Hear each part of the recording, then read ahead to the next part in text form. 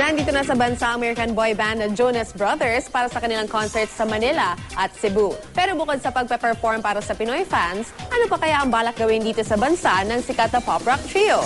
Yan ang report ni Rida Reyes.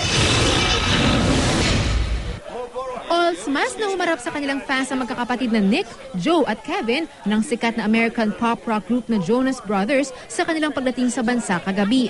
Narito sila para sa kanilang 2-night Philippine concert bukas at sa Sabado.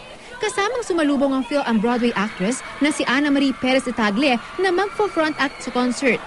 Sa press conference kanina, di nakaiwas sa ilang personal na tanong ang tatlo, lalo pat halos 3 taon rin silang nawala sa limelight.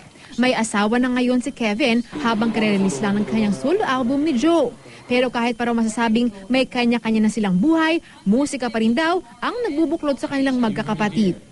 Giving them kind of a new take on some of the older songs. Right. And then introducing some new songs that we're really excited about.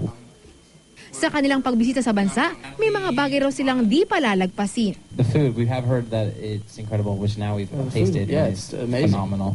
Already very, very happy with the food. I love food. The people are also very, very respectful. You guys are awesome and very sweet, and we're very happy we get to spend some Jeepies. Jeepneys? Yeah. Were you able to ride in one? Not today. Not yet. It'll happen. Kung may libreng oras nga raw si Joe, papasyal siya sa Rizal Park habang kumakain ng halo-halo. It's a park. Is it? Oh, Rizal Park. Yeah. Yeah. Oh, nice. In It's Manila. beautiful. A lot of kids running around. What's the ice cream that has like every flavor in it? Yeah, they gotta try that. It's really good. Rida Reyes, Nakatutok, 24 Oras.